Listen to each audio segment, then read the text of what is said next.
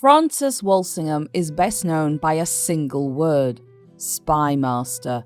He was Elizabeth I's principal secretary, but was also one of the masterminds behind England's first official secret service and would ensure his queen escaped numerous attempts on her life due to his diligence. Walsingham has been portrayed throughout the centuries with as many different characters as he had spies, from Catholic portrayals to him as a Machiavellian figure, to a conspiratorial person involved in Christopher Marlowe's death, to a lonely, ill man in debt to the crown. The truth, as ever, is far more complex than this. Francis most likely began life in Foots Cray in his family's manor house, which is now in London, but at the time was in Kent, sometime probably in the year 1532. His father was a well-connected lawyer based in London with lesser gentry ties, William Walsingham, who had been part of investigations into Thomas Wolsey, and his brother was Sir Edmund Walsingham, the Lieutenant of the Tower of London. Francis's mother, Joyce Denny, was the daughter and sister of courtiers, her father being Sir Edmund Denny and her brother being Sir Anthony Denny, the principal gentleman of the Privy Chamber to King Henry VIII. It would also appear that William and Joyce cared for one another, had perhaps even had that rarest of Tudor occurrences, a marriage for love, but Francis was unlikely to have remembered this example, as his father died when he was only 2 in 1534. Joyce was left a widow at the age of 27, with at least 5 children, possibly 6, one of whom was Francis and the others were his sisters. Obviously at that time, a woman who was a member of the gentry couldn't support herself, and she married shortly after William's death in 1538 to Sir John Carey, another courtier.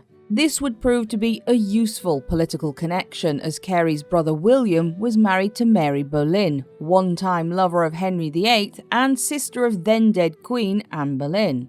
Francis was then most likely brought up at Hunsdon, the seat of his mother's new husband, and a place which was known to host royal visits. While very little is known of Walsingham's upbringing as a child, his mother was the most likely source for his devotion to Protestantism.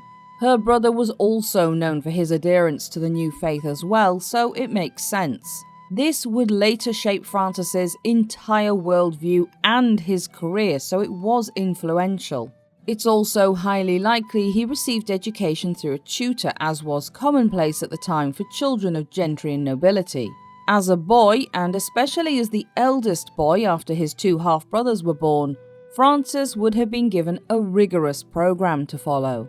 It would have included the basics of reading and writing in English, arithmetic, but also other languages both present and past, such as French, Italian, Latin, and Greek. It's also likely Francis learned rhetoric, the ancient discipline of convincing others of a persuasive argument. The first time we have a solid grip on Francis's education is once he went to university. He was admitted to King's College, Cambridge around 1548, when he was first recorded as paying for food and lodgings there in June of that year. By November he had matriculated, or enrolled, to the university. He would remain there for 2 to 3 years, leaving around 1551, but there is no evidence that Francis ever actually earned a degree.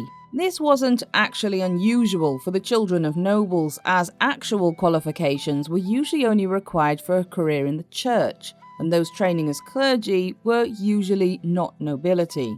While his time at Cambridge would have been filled with hard work and cramped, cold, difficult living conditions, this is also where Francis would have been further bolstered with his religious leanings. Once his education here was finished, Francis left for Europe to study law, able to show off his skill in the many languages already learned in childhood. In 1552, however, his stepfather John Carey died and he returned to London. There, he would make his first official steps into the legal profession, enrolling at the famous Gray's Inn. Even if he didn't go into law, learning something of it would help in later life when defending his lands in the courts, something which frequently happened to nobility and gentry during the Tudor period. The London which Francis would have come back to, now aged around 20, was one of puritanical character. With Edward VI on the throne, churches and cathedrals, including St. Paul's, were stripped back to their basic buildings, removed of all elaborate and gilded Catholic trappings, altars replaced with simple wooden communion tables. But this would be short-lived. On the 6th of July 1553, the young boy king died, and despite his best attempts to continue his Protestant legacy by declaring his cousin, Lady Jane Grey, as the next queen, it would be in vain. Princess Mary, the eldest daughter of Henry VIII, rode into London in early August and was promptly declared queen instead. It quickly became clear that in a complete reversal, that was completely what Edward VI had feared, Mary's reign would favour Catholicism. At first, she promised Protestants would be left alone, but this quickly became false as well.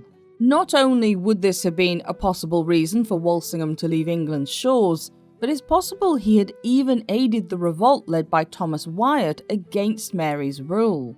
Now aged 21, Francis had come into the inheritance left by his father, and this included the estate of Footes Cray where he had been born. An adjacent estate was held by his cousin Thomas Walsingham. Historian John Cooper points out that these estates were in parishes that sent men to aid Wyatt, and suggests it's therefore possible Francis had involved himself in this treason, especially as members of his family had also supported Jane Grey. Francis fled to Switzerland and the city of Basel, accompanied by 3 of his cousins from his mother's side, and all 4 of them enrolled at the university there. Walsingham himself travelled between here and Padua in Italy, but would eventually settle in Basel, probably until 1558 when Mary died. During his stay in Padua, he was also voted in as spokesman for the small group of English law students at the university. It was a different learning experience for him. Where in England Francis learned the practical nature of the law and its implications for justice, in Padua he learned civil law and how it could tie into the state. Mary was succeeded by her half-sister Elizabeth, who was known to be both tolerant and Protestant, if not as fervent as her half-brother had been. By the spring of 1559, Francis had once again returned home, and it wasn't long before he was in the political sphere by being elected as Member of Parliament for Bossiney in Cornwall. Despite its size and the fact it would become known as a rotten borough by the 19th century, this was an important seat as it was part of the Duchy of Cornwall and therefore under control of the Crown. Francis also managed to gain this seat with the support of one of his fellow exiles, Francis Russell, the Duke of Bedford. Francis was then elected for Lyme Regis in Dorset in 1563, another constituency under Bedford's control. However, the year before in 1562, Francis had a different life event outside of his career, that of marriage. He married a young widow, Anne Carlisle, who already had 2 children of her own, a son and a daughter. Her father was the Lord Mayor of London, and he and her brother were merchants who partly owned the Muscovy Company, and her late husband had been a wine merchant. So Francis gained a valuable link into the Elizabethan shipping network to the Baltics, and for Anne, she gained a father for her children and a link to the court. However, the marriage lasted only a short while, as by July 1564 she was ill and would later die in November of that year. But Francis took on the responsibility of being stepfather to her 2 children very seriously, and would support his stepson Christopher through a later military career. There's also evidence to show he was very fond of all his children, stepchildren or otherwise. He didn't take long to remarry, this time matching with Ursula St. Barbe in 1566. His earliest surviving letter is actually about Ursula, as he wrote to Sir William Moore about persuading the gentlewoman from her resolution of sole life. She was the widow of Sir Richard Worsley, who had been captain of the Isle of Wight and had 2 young sons by him. Sadly, not more than a year after her remarriage, Ursula's 2 sons would be tragically killed in an accident at her estate of Appuldicombe on the Isle of Wight. Gunpowder was left out to dry in the gatehouse where the boys had their lessons, and an errant spark unfortunately ignited it. Other than this tragic accident, the couple appeared to have been very happy, and they wrote letters to one another constantly even when apart. In later years, Walsingham would refer to Ursula in his will as "my most well-beloved wife" and "my most kind and loving wife," something not expected in the dry legal documents of the period, which gives some idea of his strength of feeling towards his wife. They also would have 2 daughters, Frances, born in 1567, and Mary, born in January 1573, but who sadly died while still a child in 1580. Ursula's strength for Frances was as his courtly companion. She was the one who arranged gifts to be presented to Elizabeth at court, such as a beautiful pair of gloves with gold buttons at New Year's 1579, and in 1580 she gave an agate brooch in the shape of a scorpion. Gifts for the Queen could be the difference between a courtier being forgotten and rising in station, so this was no mere present-buying exercise. As with most noble and gentry women of the time, Ursula's main tasks were providing heirs and running the household, which she did from their main property of Parkbury in Hertfordshire, and later from Barn Elms in London. Francis, meanwhile, had begun his climb within the royal court through his association with Sir Nicholas Throckmorton, who he probably met in exile as they both knew the Earl of Bedford. By August 1568, he was certainly established as working closely with Throckmorton, as he wrote a letter to William Cecil on Nicholas's behalf in this month. The purpose of this letter dealt with an important matter: the first proposal of marriage to Elizabeth from Henri, Duc d'Anjou, one of the younger sons of Henri II of France. By December of that year, it was clear Walsingham and Cecil were working closely together in a different vein, as Francis wrote a letter to Cecil stating, "There is less danger in fearing too much than too little," and "there is nothing more dangerous than security." Security in this sense meaning he felt the court was much too relaxed about the Queen's security. This was partly driven by political developments regarding Mary, Queen of Scots, who by 1568 was no longer Queen of Scots. She crossed over into England in a small fishing boat on the 16th of May, having abdicated her throne to her infant son James, and now seeking temporary political asylum in England from which to launch her fight for the crown. Unfortunately, as she had long been seen as both a threat to and an inheritor of Elizabeth's throne, she was treated with absolute suspicion. Instead of the aid she requested from her royal cousin, Mary found herself placed under house arrest. Firstly at Workington Hall in Cumbria, then at a slew of other places over the next 19 years. Both Cecil and Francis had no love for Mary, and on the 19th of August, Walsingham went in person to see William about a matter that couldn't be committed to paper for fear of prying eyes. Cecil had been convinced by some of his eyes in France to employ an Italian soldier named Captain Franciotto, and Walsingham, who spoke Italian very well, became his handler. It wasn't long before intelligence from the French court was pouring into Cecil's ear from this connection.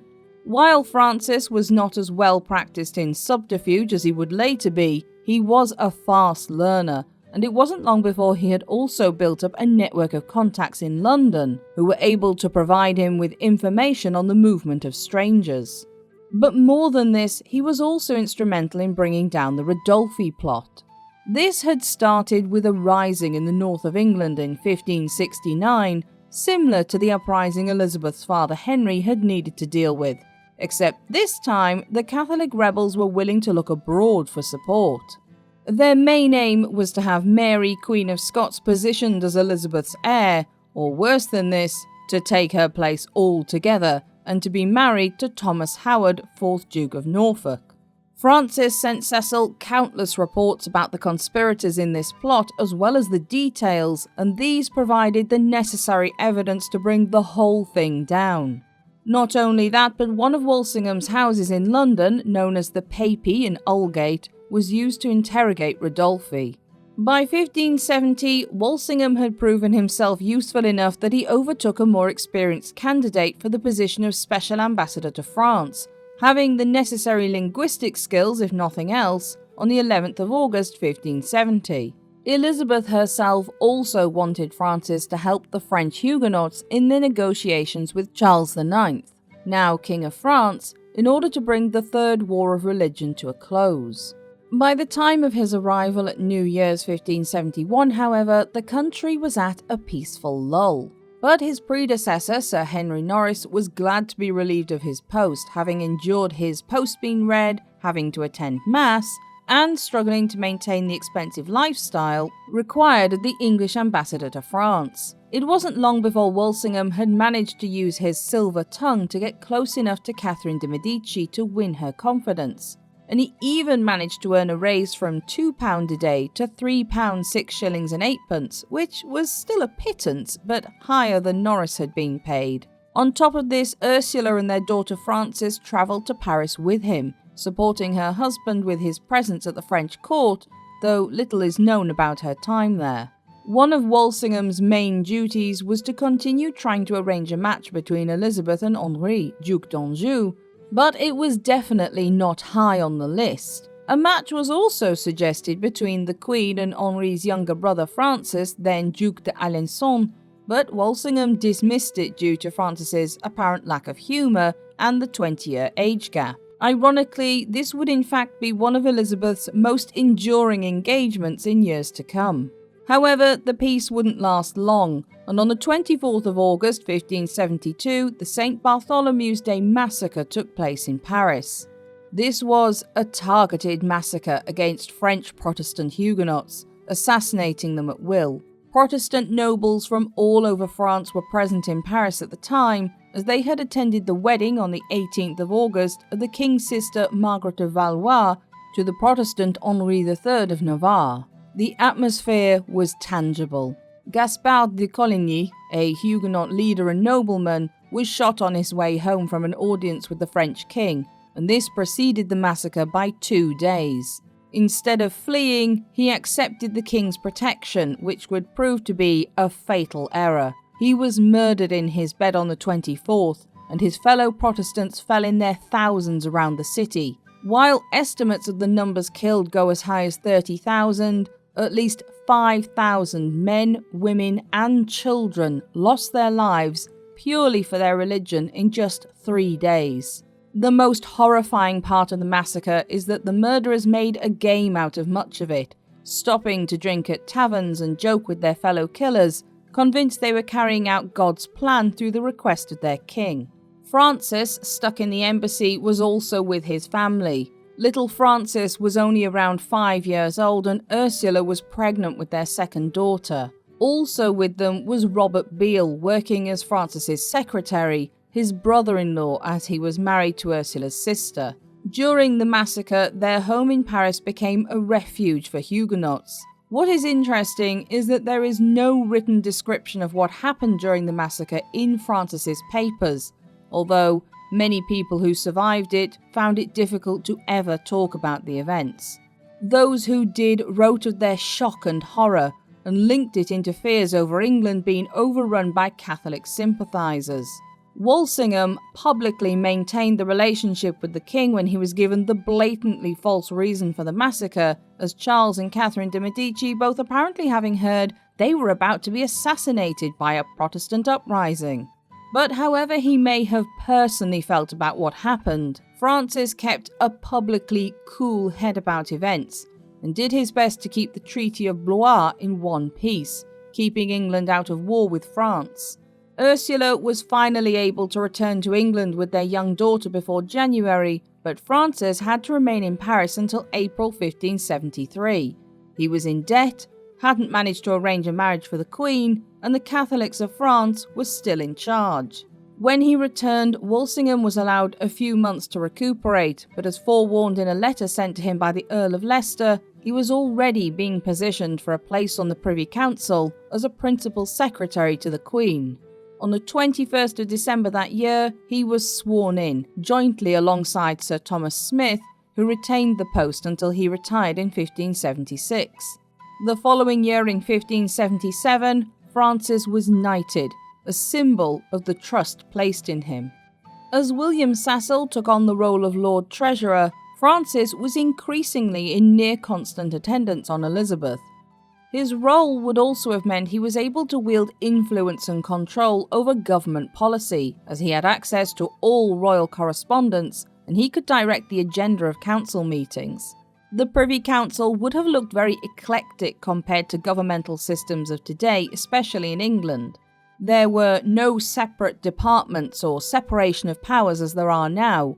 The Privy Council would deal with everything from merchants to coastal defences to religious matters to the Queen's security to Crown policy abroad in the newly created provinces. The one real change was that the council had previously remained largely static, with Cecil, Leicester and Sir Nicholas Bacon creating a tight inner circle, and it was only the deaths of a few older members and Cecil's change in job title that allowed a reshuffling. We don't have much in the way of evidence for what Francis did between 1574 to 1578, as many papers were lost in a fire at Whitehall in 1619, and he also had to take frequent leaves of absence due to ill health. While we know he had a urinary complaint, the workload probably didn't help. However, being knighted in 1577 shows that Walsingham was considered to be in something of a senior position, although he was always subordinate to both William Cecil and Leicester. He took a deep interest in affairs abroad. While others were deeply embroiled in Ireland, Francis's areas leaned more towards France and Scotland. He had a genuine admiration for the regent in Scotland, James Douglas, Earl of Morton, and the pair exchanged news and information pertinent to one another. In France, Walsingham still had a number of agents on the ground working for him, and he was so successful with them that they continued to serve his successors in years to come. The Netherlands was trickier for all involved, although Francis advocated direct intervention in aiding them militarily against Spain, arguing that defence for religious liberty was not the same as a war of conquest. Considering the clearly Protestant upbringing Francis had and the things he had seen in Paris during the St. Bartholomew's Day massacre, it's not surprising he held this view. However, Cecil favoured a more balanced approach of using mediation between the two nations, and Elizabeth, wanting understandably to avoid war with the behemoth that was 16th century Spain, preferred this approach. However, the Queen did favour Walsingham's skills as a negotiator, and so he would be sent on a special embassy in 1578 to the Netherlands after the new Duc d'Anjou, Francis, decided to involve himself there. The Duke was now at odds with his brother Henri, who was now King of France, and he had decided to find a future for himself as a protector and leader of the Dutch, having previously been invited to become a sovereign of the United Provinces. Although there had been attempts to match him with Elizabeth, and she continued to dangle this in front of him to get him to drop his activities in the Netherlands, unfortunately, he saw it as a way to gain a kingdom for himself, as Elizabeth refused to consider Anjou as a king by her side, but merely as her consort in name only. Her threats of withdrawing assistance if he didn't pack it in did nothing, so instead the Queen tried a different tack. She offered marriage on one hand, while also sending Walsingham to negotiate and calm things down in the Netherlands. The theory here was that if there was no conflict, there was nothing Anjou could get himself into. Walsingham travelled over with William Brooke, Baron Cobham, and the pair were instructed to mediate with John of Austria, the governor of the Spanish Netherlands. If this failed, then a defence was to be planned using English forces, with Anjou helping the defence. While it wasn't Elizabeth's first choice, having the Duke on side was better than him defecting to the Spanish, which was still possible since his mother Catherine was still trying to marry him to one of the Habsburgs. Francis's job was made more difficult when he found that the Dutch states were both unwilling to work with Don John and unwilling to stop their alliance with Anjou, especially as a treaty was signed with the Duke on the 28th of August. Walsingham met with John a few days prior, but couldn't convince him to talk to the states on their treaty terms. However, on the 1st of September it was announced that Philip II of Spain had accepted the mediation offered by the Pope, and the situation suddenly seemed much more tenable. The Queen finally allowed the two Englishmen to return home a few weeks later on the 27th of September. Walsingham was disappointed with Elizabeth's decision. He got on well with William I, Prince of Orange, and this, combined with his earlier warnings that the Queen should try to commit militarily, brought him up for criticism that he was in fact a little too friendly with the Dutch states. and that he was trying to persuade the Queen to take on the role of protectorate for them. While he never said it out loud, Elizabeth had also made his job much more difficult by dealing directly with the Duc d'Anjou, which had undermined Walsingham's ability to mediate. Elizabeth maintained with Anjou that she wished for them to meet formally in person if there was ever to be any serious discussion of marriage, and while a very few Privy Councillors were positive about the match, the majority were against it. This was partly due to their worries over the age difference, and partly because Anjou's position in the French succession was nebulous, thanks to his brother Henri announcing he and his wife would have no children. Francis was amongst those who were against it, and he never wavered from his view that the marriage was impossible. Anjou instead sent Jean de Simière, Baron de Saint-Marc, to negotiate for him, despite warnings that Elizabeth would not consider the match without meeting first. Walsingham, along with Cecil, Leicester and Sussex, was given the task of speaking with Simière, who was told again that nothing would move forward without Anjou travelling to the English court. Walsingham's main concern was that if Anjou rejected the Queen's offer of marriage, it would drive him into the arms of Spain. Cecil thought much the same, but he was swung into being for the match as it was still possible Elizabeth could produce an heir, and this would probably be her last chance to do so. In August 1579, Anjou finally made his way to England to meet with Elizabeth, spending a fortnight with her at Greenwich Palace, in which it appears their relationship developed into something warmer and stronger. By October, Elizabeth ordered her Privy Council to draw up articles for the marriage, although the stipulations for the religious conflict of Anjou being Catholic remained unsolved. However, Walsingham was absent from the Privy Council at this time, would not come back into the records until the 24th of December. There is evidence from various courtiers at the time that suggest two reasons for Francis's absence. The first is that he was once again in ill health, and the second is that Elizabeth wasn't happy with her councillors who had been against her prospective marriage. On the 11th of June 1580, a marriage treaty was signed, but by 1581, Elizabeth had decided against the match herself, as she faced opposition from so many of her courtiers, and by June 1584, Anjou was dead from what was probably malaria, so it became a moot point. However, despite the challenges Walsingham faced, it was clear that he still maintained a good relationship with the Queen that many contemporaries would have been envious of, along with his sardonic sense of humour. In July 1581, Leicester passed on a message to Francis from Elizabeth. "She willed me to say thus unto you, that as she doth know her Moor cannot change his colour, no more shall it be found that she will alter her old wont, which is always to hold both eyes and ears open for her good servants." Walsingham replied, "The laws of Ethiopia, my native soil, are very severe against those that condemn a person unheard. I should then be worthy to receive the most sharp punishment that either the Ethiopian severity or Dracus laws can yield." Although we don't know why or exactly when Elizabeth began to use the nickname Her Moor in regards to Francis, much like acceptance today in many institutions with a nickname, it signified he was part of a coveted inner circle to the Queen. Although we know less about his private life at this point, Walsingham was now in charge of a great fortune and several properties. Apart from Barn Elms in Surrey, the Queen also granted him the lease of his brother-in-law Beale's house at Barnes, one at Mortlake, and he also had a main London property on Seething Lane, as well as a country house at Odium in Hampshire. When Leicester and the Earl of Warwick were returning to London after a trip to Wiltshire, he invited them over for a Friday night's drinking after the ancient and Catholic order.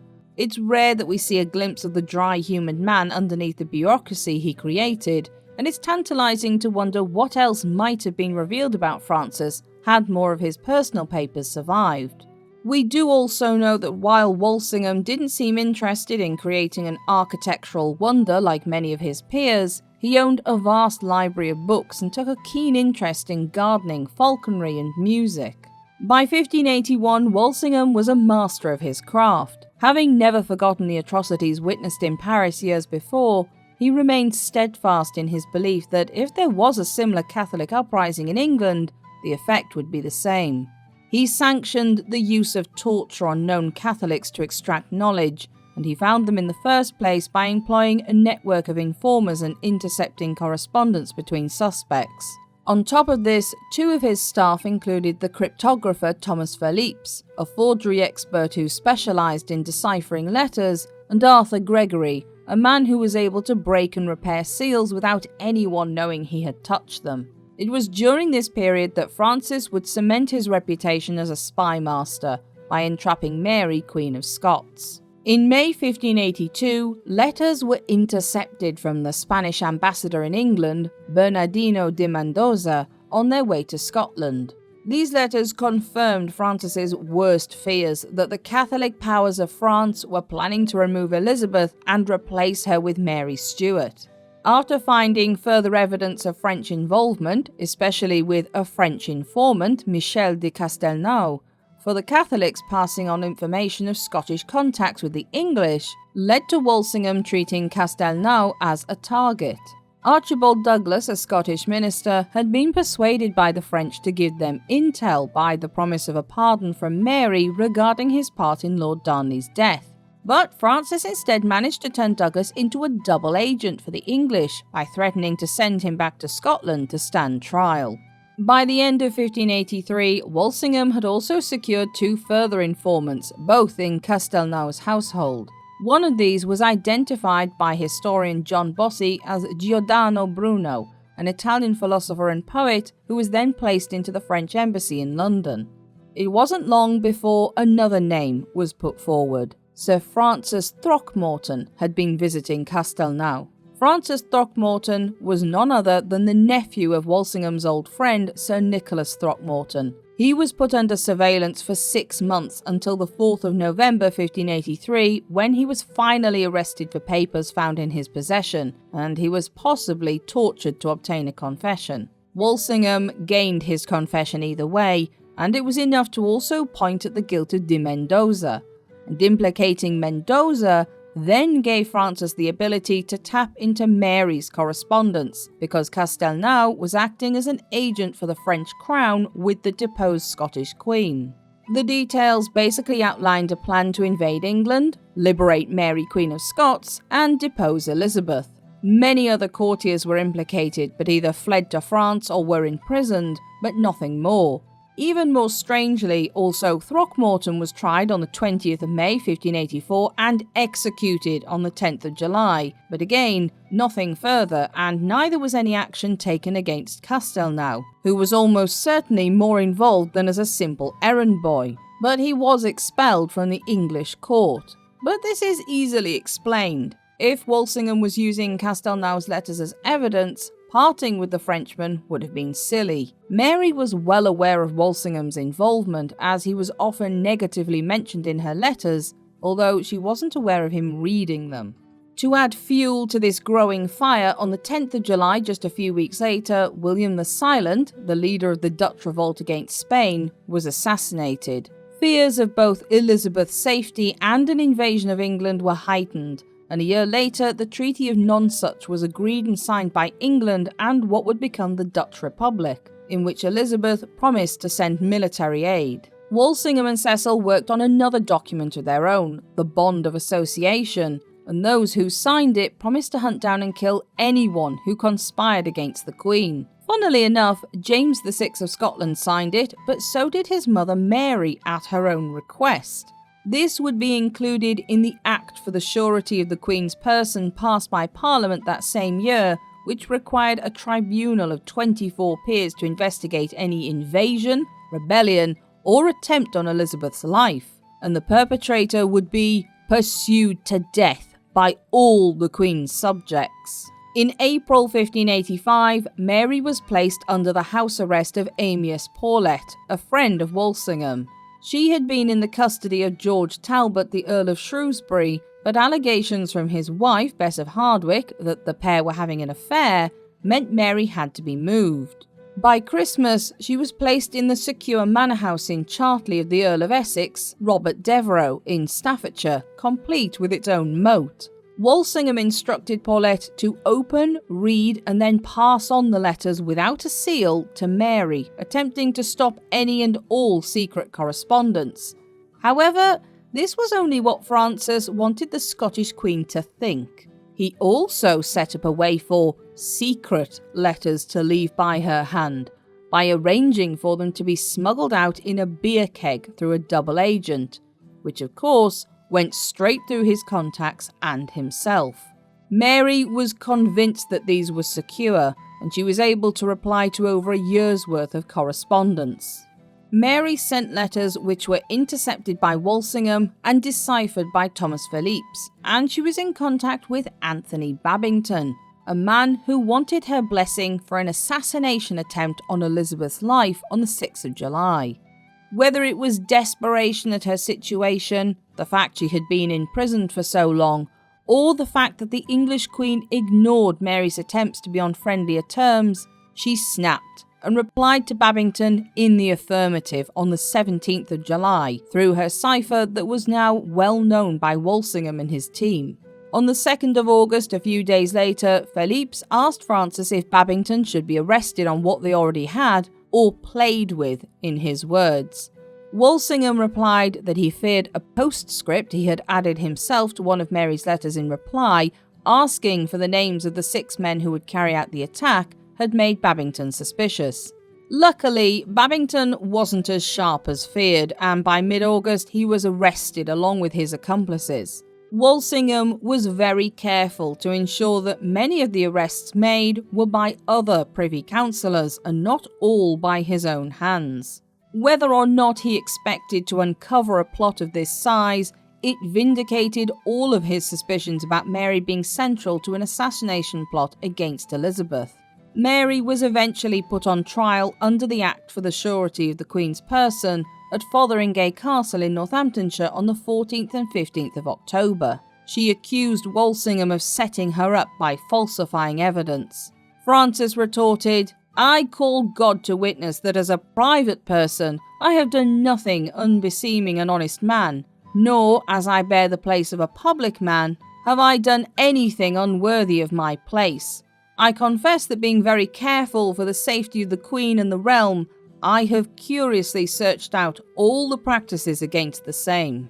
On the 25th of October, Mary was found guilty, although it was obvious that the Queen was reluctant to sign her death warrant. To make things more difficult personally for Walsingham, he had been given several gifts of land grants and other income earlier in the year, but the death of his son-in-law Sir Philip Sidney caused a slight problem. He left debts of £6,000 and Sidney's father was also dead, so it was left to Walsingham to ensure his daughter wasn't crippled by this debt. Francis asked Elizabeth for financial assistance, but was met with hostility, despite several courtiers, including Cecil and Leicester, weighing in on his side. Money was always a tricky subject with Elizabeth. This, combined with another bout of ill health, caused Walsingham to retire to Barn Elms until February 1587, which meant he also missed the weeks before and after Mary's execution, which happened on the 8th of February at Fotheringay Castle. His absence meant he missed much of Elizabeth's anger, which she instead poured mainly on Cecil and others, regarding them as having pushed her to sign the death warrant for her cousin, or at least she publicly stated as such. Certainly, there will have been an element of fear about what had happened. Cutting off the head of a fellow monarch could always be interpreted as an eye for an eye by Catholic supporters. But this wouldn't be Walsingham's final hurrah just yet. From 1586, he had received several reports that whispered about Spanish preparation for an invasion of England. Francis had managed to recruit Anthony Standen, a friend of the Tuscan ambassador to Madrid and an English Catholic exile, and the intel sent home from Standen proved exceptionally useful. In order to help prepare England, Walsingham oversaw the rebuilding of Dover Harbour, strengthening it against an attack. And he also firmly supported Francis Drake's raid of Cadiz in 1587, which allowed chaos to reign amongst the Spanish logistics of goods and their ships. Drake also wrote to Elizabeth, recognising his actions had only delayed Spain and urging her to make ready for war against Philip. In July 1588, the Spanish Armada sailed for England. Walsingham kept constant reports flowing in from the English naval forces, as well as keeping open channels with those on land, including Leicester. He supported Leicester's plan for Elizabeth to visit the army at Tilbury despite the risk of her being killed, and gathered up 260 of his own men to add to the land army. He joined the Queen at Tilbury on the 8th and 9th of August. By the 18th of August, the Spanish ships were dispersed from the Channel, although Francis lamented that it had not been a more certain victory. The English naval commander Lord Henry Seymour wrote to Walsingham and declared, "You have fought more with your pen than many have in our English navy fought with their enemies."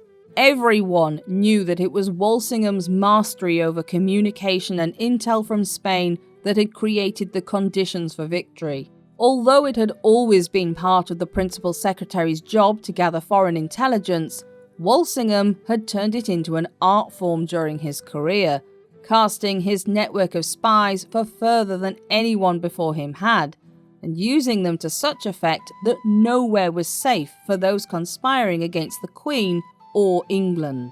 However, by this point, Francis's health was at an all-time low. By December of that year, he was unwell enough that he wrote out his will, lamenting, "The greatness of my debts and the mean state I shall leave my wife and heirs in."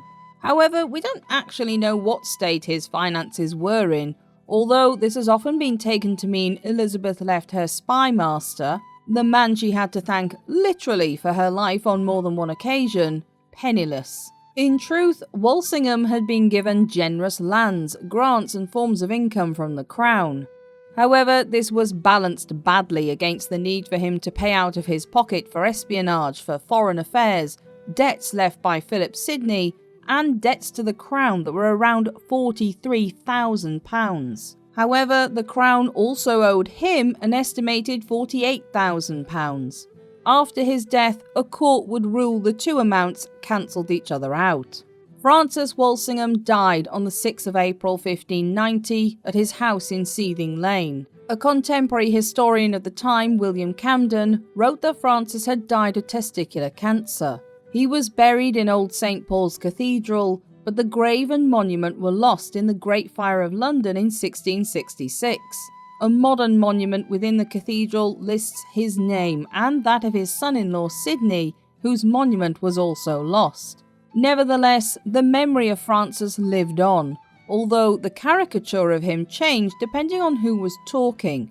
To Protestants, he was one of the pillars of the Elizabethan state, alongside Cecil, devout, cunning, and was the saviour of Elizabeth and her life, and therefore the entire English way in the 16th century and beyond. However, to Catholics, he was a hated figure, a ruthless, devious man who had thought little of empathy for those he tortured for information and was driven by religious intolerance.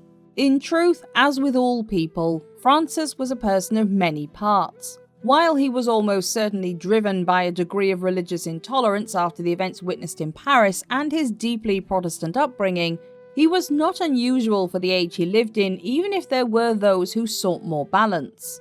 Ultimately, he was also a patriot, working tirelessly to protect the Queen of his country and the country itself through his talents in espionage and statecraft.